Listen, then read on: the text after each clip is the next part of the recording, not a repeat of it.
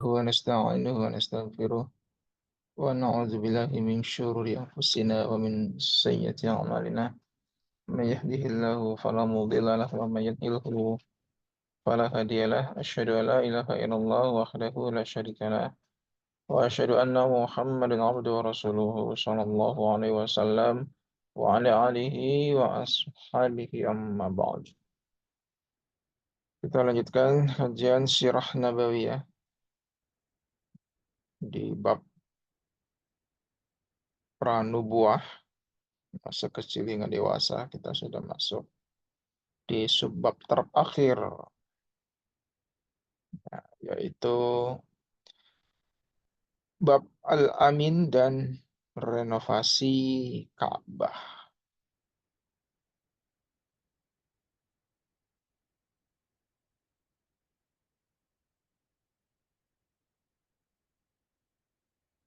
Eh, kita sedang bahas sejarahnya. Beliau mendapatkan gelar Al-Amin ini, yaitu berhubungan erat dengan Hajar Aswad, ya, seperti yang sudah dijelaskan di pertemuan yang lalu tentang sejarah beliau mendapatkan gelar ini. Ini erat kaitannya dengan peletakan kembali Hajar Aswad setelah adanya tragedi banjir di Mekah, ya, kemudian renovasi Ka'bah dan dikembalikan lagi Hajar Aswad ke tempatnya. Kemudian kita juga sudah bahas tentang sejarahnya Hajar Aswad, sekaligus yang akan kita bahas selanjutnya tentang Hajar Aswad ini adalah dalil dari mencium Hajar Aswad. Ada nggak sih dalilnya? Karena orang kemarin kita lihat ya begitu berusaha keras untuk mendekati Hajar Aswad, bahkan menciumnya. Apakah ada dalilnya? Nah, kita bahas sekarang dalil mencium Hajar Aswad. Itu batu hitam yang dilapisi, itu dikelilingi dengan logam perak yang berada di sudut Ka'bah. Sebelahnya pintu Ka'bah dengan eh, apa namanya multazam. Nah, peletakan Hajar Aswad di sudut Ka'bah ini sangat sangat strategis, ya, sehingga jamaah haji atau umroh, ya, sedang tawaf atau akan melaksanakan tawaf, ini kan dimulai dari Hajar Aswad ini, dan setelah tawaf ini biasanya mereka berusaha berebut mencium dan mengusap, ya, batu hitam atau Hajar Aswad yang diwadahi besi perak itu. Kenapa demikian? Hal ini mengacu perkataan Umar bin Khattab. Jadi ini hadis mauquf, ya, hadisnya mauquf. Hadis mauquf itu berarti hadis yang diriwayatkan oleh sahabat. Hadis Nabi tapi redaksinya dari sahabat.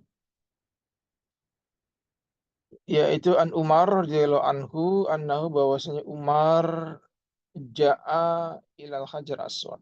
Jadi ketika Umar itu sedang tawaf di Baitullah, dia mendatangi Hajar Aswad.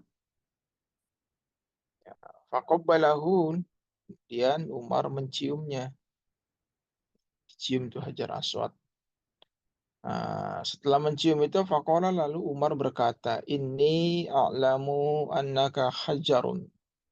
Sesungguhnya aku, ya, tahu, mengerti, paham betul bahwa engkau ini hanyalah, ya, batu, ya, cuma sekedar batu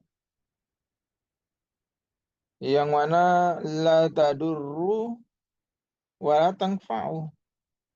Engkau tidak bisa memudorotkan, memberikan bahaya, dan juga tidak bisa memberikan kemanfaatan. Nggak ada faedahnya menciummu itu sebenarnya. Ya, adanya saya mencium engkau ini ya, walaula anni ra'aitun Nabi sallallahu alaihi wasallam, seandainya ya saya tidak melihat Nabi yuqabbiluka, menciummu, oh maqabaltuka, pasti saya tidak akan menciummu. Hadis Sahih Bukhari. Ya karena memang ya tidak ada faedahnya ya. Asalnya begitu. Tapi karena ini sunnah Nabiullah Shallallahu Alaihi Wasallam, ya maka saya berbuat seperti ini dalam rangka mengikuti sunnah Nabi Shallallahu Alaihi Wasallam. Ya, khususnya sunnah Nabi Muhammad ya, bukan sunnah Nabi-Nabi yang lain. Ya, jadi adapun sunnah-sunnah Nabi yang lain yang tertulis dalam Quran maupun yang diceritakan dalam hadis itu hanya sekedar cerita. Ya, kita diharapkan bisa mengambil faedahnya. Cerita Nabi Ibrahim menyembelih Ismail, cerita Nabi Ibrahim melempari syaitan ya, ketika akan menyembelih Ismail, kisah Ibrahim apa namanya membangun Ka'bah dan sebagainya, itu adalah sunnah nabi-nabi sebelum kita. Ya, adapun kita mengikuti sunnahnya Nabi Muhammad, bukan sunnah-sunnah nabi-nabi sebelumnya. Jadi sunnah-sunnah nabi sebelumnya itu adalah suri tauladan, ya contoh saja yang baik, sunnah apa namanya tentang kesalehan orang-orang terdahulu. Kita diharapkan bisa mengambil faedah atau hikmah dari cerita itu. Adapun ya sunnahnya nggak bisa langsung kita praktekkan. Ya, kalau orang berpikiran ini kita melempar jumroh ya ketika sedang haji adalah mengikuti sunnahnya Nabi Ibrahim, nggak bisa, bahaya. Bisa-bisa ya, karena waktu itu kan Nabi Ibrahim ya bukan melempar jumroh, Nabi Ibrahim melempar syaiton.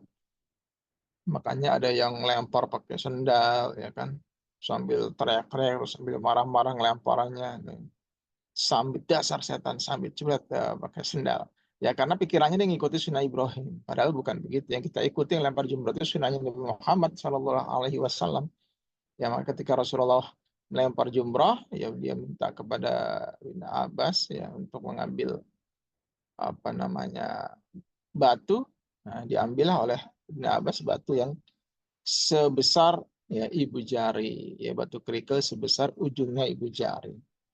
Nah, kata-kata Rasulullah, nah seperti ini jadi la taqulu fiddin, jangan berlebih-lebihan dalam agama. Nah, jadi kalau melempar jumroh ya pakai batu yang sebesar ini sudah cukup.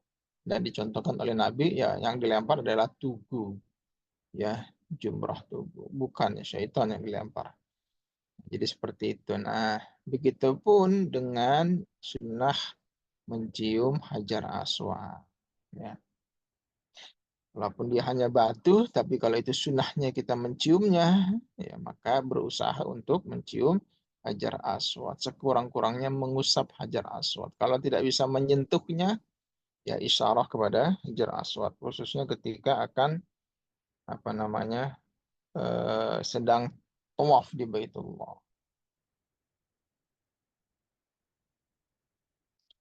Dalam kitab fikih Bulughul Maram hadis ke-764 juga di sana disebutkan ya hadis dari Ibni Abbas ya radhiyallahu anhu, annahu bahwasanya Ibnu Abbas kanat ada dia yuqabbilu, pernah mencium, yuqabbilu senantiasa mencium hajar aswad, wa yasjudu alaih, sujud.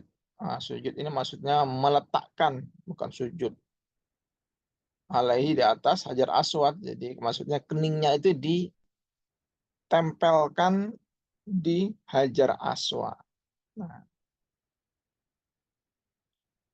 rawahu meriwayatkan pada hadis tersebut siapa Al-Hakim, Imam Al-Hakim marfu'an secara marfu, wal Baihaqi, dan Imam Baihaqi mauqufan secara mauquf. Jadi hadis ini ada yang diriwayatkan secara marfu, ya artinya secara marfu ini ya sampai kepada Rasulullah Shallallahu Alaihi Wasallam. Ada yang secara mauquf ya sampai kepada Ibnu Abbas saja.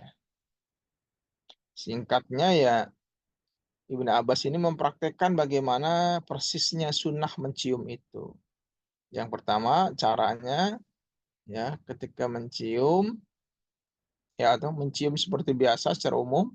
Yang kedua mencium sambil meletakkan keningnya ya di Hajar Aswad. Ya kira-kira ya bisa apa enggak itu kalau tidak ngantri ya nggak berdesakan insya Allah bisa, tapi kalau berdesakan ya susah nih, ya bisa langsung cium terus langsung gantian itu udah bagus ya. Nah ini kalau lagi sepi mungkin bisa ini ya, jadi mencium itu sambil meletakkan keningnya di Hajar Aswad ya, sujud di atas Hajar Aswad maksudnya meletakkan keningnya atau dahinya di Hajar Aswad. Nah, dengan demikian mencium, ya, mengusap Hajar Aswad ini sangat dianjurkan. Namun tentunya jangan sampai mencelakai jamaah lain ya ketika akan mendekati Hajar Aswad biar sikut-sikutan. Sebab tidak jarang mereka yang berusaha mendekati malah semakin terpelanting akhirnya. Ya, malah makin jauh dari Hajar Aswad ya karena kalah tenaga dengan yang lain. Mengingat lautan manusia berdesakan untuk mendekati Hajar Aswad. Ya, malah nggak jarang jamaah tuh ada yang saling menyakiti, saling berkelahi, ribut untuk mencium Hajar Aswad. Intinya mencium Hajar Aswad itu ternyata memang ada dalilnya walaupun itu hadisnya mauquf, tapi hadisnya sahih. Baik, sekarang kita kembali ke bab ya subbabnya.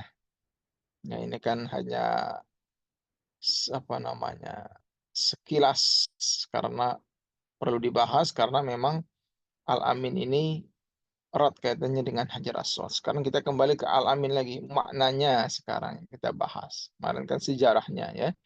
Sekarang kita bahas maknanya gelar Al-Amin pada diri Nabi Muhammad SAW. Ada nggak sih maknanya? Punya makna apa Al-Amin ini? Yang pasti yang perlu kita ketahui bahwa Nabi Muhammad SAW ini jadi manusia yang al-amin, yang terpercaya sejak beliau masih muda, yang masih remaja bahkan. Jadi, sejak remaja Nabi Muhammad SAW itu sudah memperlihatkan sifat terpercaya dan amanah yang dimilikinya. Jadi Muhammad muda itu ya kan pandai berdagang, ya. Beliau dari kecil, dari masih apa awal balik ya, ini ikut berdagang bahkan masih ada yang katakan 9 tahun ya, ada yang katakan 12 tahun. Ini ikut dengan pamannya Abdul Muthalib untuk berdagang ke Syam ya umur 12 tahun. Ya. Bahkan Muhammad ini kerap ikut berdagang sampai ke Syam sana ke Suriah. Bahkan ketika beliau sudah dewasa ya beliau menjadi apa namanya karyawannya ya Khadijah, calon istrinya waktu itu belum jadi calon ya, belum dekat dengan Khadijah.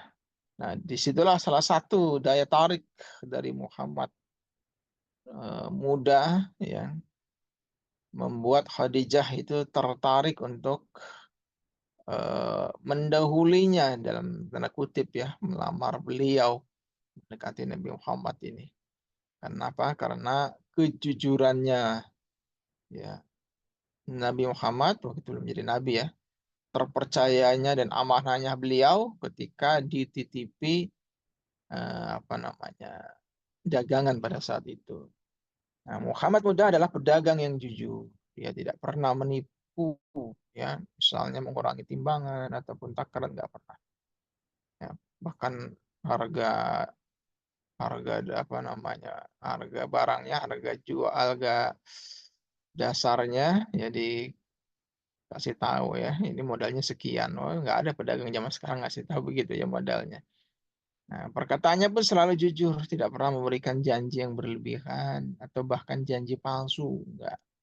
transaksi jual beli yang dilakukan itu dengan akad yang jelas. Nabi Muhammad adalah sosok manusia yang mendapat gelar Al-Amin. Dia adalah manusia yang memiliki sifat mulia, akhlak terpuji, jujur dalam setiap ucapannya, dan paling baik amalan. Dikutip dari buku Buya Hamka, ya, Fakta dan Khayal, bahwa Al-Amin ini artinya adalah orang yang sangat dapat dipercaya. Top-topnya, ya, kepercayaan seseorang kepada Al-Amin ini adalah, ya, diri Rasulullah Shallallahu Alaihi Wasallam, orang yang sangat dapat dipercaya. Ini diberikan oleh kaum beliau, ya, kaum Quraisy, bahkan sebelum beliau diangkat Allah Azza wa Jalla menjadi rasul. Ya. Jadi memang track record-nya itu luar biasa dari sisi terpercayanya ini loh. Belum pernah sekalipun beliau itu berbuat kesalahan di dalam kepercayaan orang kepada dirinya.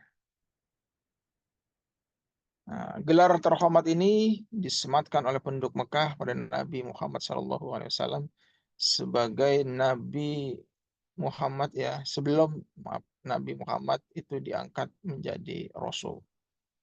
Ya, Al-Amin juga menjadi salah satu nama Nabi Muhammad yang ada dalam hadis Sahih Bukhari dan Sahih Muslim. Ya, beliau Shallallahu Alaihi Wasallam bersabda, "Ala ta'manuni wa ana aminu, wa ana amin." Ala ta'manuni, apakah kalian tidak percaya kepadaku? Wa ana, dan sedangkan aku itu aminun, percaya. Siapa? Man fis sama, makhluk yang ada di langit. Yang ada di langit saja percaya kepada saya. Apakah kalian tidak percaya kepada saya?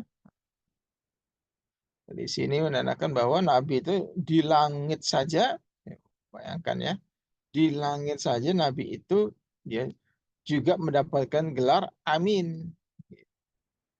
Makanya tadi, ya, kata Buya Hamka, Al-Amin ini artinya orang yang sangat dapat dipercaya. Bukan hanya dapat dipercaya doang, sangat dapat dipercaya. Di langit dan di bumi, makhluk yang ada di langit dan yang ada di bumi mengakui bahwa beliau adalah orang yang sangat dipercaya. Kecuali orang-orang Khawarij, ya, orang Khawarij emang gendeng, ya. Nabi tidak dipercaya keadilannya. Nah, kisah pemberian gelar Al-Amin ini, ya, diawali dengan peristiwa kota Mekah yang dilanda banjir besar hingga Ka'bah pun runtuh. Ya, kaum Quraisy yang mendiami saat itu bergotong royong membangun kembali Ka'bah. Ya, namun, ya, masalah terjadi ketika akan meletakkan kembali Hajar Aswad ke tempatnya. Konflik terjadi, ya, antara pemuka-pemuka kaum Quraisy, ya, kadang konflik yang luar biasa, beberapa hari nih terjadi konflik, kadang mengatakan 5 hari. Ya, nah, mengutip dari buku Dr. Miftahur Rahman yang berjudul Beginilah Nabi Berbisnis, kata beliau, meletakkan Hajar Aswad adalah kemuliaan bagi bangsa Arab Quraisy dan membawa kemuliaan pula terhadap suku yang meletakkannya. Makanya mereka sampai berebut, ya, untuk meletakkan itu. Nah, cerita detailnya silahkan merujuk kembali, ya, di rekamannya tentang pembahasan awal atau sejarah, ya, sejarah dari Al-Amin, penyebutan Al-Amin, ya. Kalau nggak salah 2 sesi yang lalu, ya. Reputasi Al-Amin ini yang tertanam kuat pada diri Nabi Muhammad SAW semenjak muda, ini menjadi semacam brand personality yang kelak menjadi modal awal kesuksesan beliau mengemban dakwah.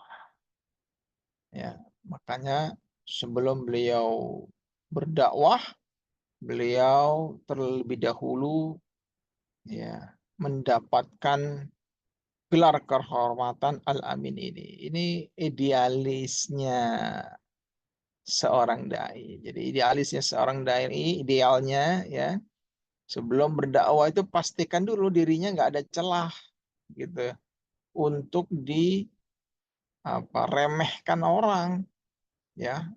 Kita mau menjadi dai, mau nasihatin orang, kita sendiri gak benar gitu kan, adabnya, akhlaknya, amalannya ya ada yang kurang, ada yang keliru, bahkan ada yang ya ya kurang baik lah ya. Ya ini menjadi celah bagi orang lain untuk meremehkan kita, Bu. Ya. Ya, karena satu orang lain untuk berbuat baik, nanti malah direm. Alah, lo aja begitu, gitu kan. Kamu aja begitu kok nasihatin saya, ngaca dulu dong. Jadi nggak cocok jadi pendakwah. Jadi pendakwah itu selayaknya Al-Amin, ya. Itu pendakwah yang ideal. Makanya seharusnya kesemangatan dalam berdakwah diimbangin dengan memperbaiki diri. Ini sangat banyak orang-orang yang terlalu semangat berdakwah tapi nggak ngaca dulu ketika dia akan berdakwah kepada orang lain. Ya, dia sendiri aja nggak cocok jadi suri tauladan ya ngomongin orang ya. Penting ya. Sehingga dari fakta di atas tadi panjang lebar termasuk pembahasan yang dahulu ya. Ini gelar Al-Amin yang diberikan kepada Rasulullah SAW menjadi suatu bukti betapa beliau sangat mulia dalam berperangai. Ya, ini sudah Allah legalkan di dalam surat Al-Qalam. Kata Allah Subhanahu wa taala, "Wa innaka la'ala khuluqin azim." Sesungguhnya engkau niscaya berada di atas atau benar-benar memiliki akhlak yang agung. Allah ini, wah ini nggak main-main ya. Bukan cuma wa innaka apa namanya khuluqan azim, nggak begitu. Atau wa innaka khuluqun azimun, ya, bukan begitu. Kamu akhlaknya luar biasa. Enggak, ini la'ala. Udah pakai lam taukid, pakai kalimat ala. Jadi benar-benar niscaya, benar-benar di atasnya lagi. Oh, berarti ini top-topnya. Suri tauladan urusan akhlak tidak ada lain kecuali Rasulullah Shallallahu Alaihi Wasallam. Sehingga beliau sangat layak menjadi seorang dai. Itu pun nah, masih banyak saja yang tidak mau beriman, menghina beliau, ya mengata-ngatai beliau. Bayangkan apalagi kayak kita-kita begini ya. Aduh, jadi wajar saja ada orang yang tidak mau kita nasihatin. Itu wajar sekali ya. Akhlak kita aja nggak ada apa-apa yang dibandingkan Rasulullah. Rasul yang akhlaknya luar biasa begitu aja. Yang banyak juga yang tidak beriman kepada beliau. Gitu. Padahal beliau dai yang paling memenuhi syarat ya. Inilah ala khuluqin, saya betul-betul di atasnya akhlak yang agung. Nah, sikap jujur, amanah, dan terpercaya Nabi Muhammad SAW juga terlihat saat ia menyampaikan kebenaran bagi umat Islam di seluruh dunia. Ya, jadi dari muda itu sudah terpatri jiwa apa namanya al-aminnya itu, ya jujur, amanah, ya terpercaya. Begitu sudah menjadi dai, wah, menyampaikan pun akhirnya ya terlihat apa namanya nilai-nilai itu di dalam dakwah beliau. Ya, Nabi Muhammad SAW senantiasa menyampaikan kepada umatnya segala apa yang Allah turunkan kepada beliau. Gak ada tuh yang beliau sembunyikan, gak ada. Termasuk ayat-ayat Al-Quran yang berisi teguran ya bagi Nabi Muhammad. Ya. Juga disampaikan oleh beliau, nggak ditutup-tutupi, beliau ditegur, jadi kritisi ya, dikritik, ditegur oleh Allah. Ini kan sesuatu bisa dibilang aib. Bahkan makanya beliau tuh marah, bukan marah ya, apa namanya? Ada perasaan, waduh, Ini berat kalau ditegur Allah. Ya, kalau dihina, dicaci manusia itu beliau santai aja. Ya masih bisa lah mengendalikan itu. Cuma kalau ditegur oleh Allah itu rasanya berat luar biasa nih, kayak gimana gitu. Ya sampai Allah menegur, ya ayuhan nabi, lima tuharrimu ma ahlallahu laka tabtagi mardhata azwaj. Wallahu ghafurur rahim. Ya ayuhan nabi. Jadi, nabi, engkau kan nabi, kira-kira gitu kalau nggak salah. Masa nabi begitu sih? Itu tuh. Itu kan yang ngomong Allah gitu loh. Jadi ini luar biasa, itu berasa sekali bagi Rasulullah. Makanya ketika beliau ditegur itu langsung istri-istri Nabi di apa namanya, di ultimatum oleh beliau ya, karena teguran Allah ini. Kenapa engkau menghalalkan ya sesuatu, mengharamkan sesuatu yang Allah halalkan karena mencari ridhonya ya istri-istri. Wallahu ghafurur rahim. Ini sudah kita bahas ya ayat ini, sekaligus tragedi tentang ayat ini. Alhamdulillah sudah kita bahas, jadi tidak perlu lagi kita bahas lebih jauh lagi. Silakan dilihat di rekamannya. Ini kalau nggak salah tentang bab apa itu namanya, yang bahas tentang Maria Al-Qibtiyah ini kalau nggak salah ya, peristiwanya di sana.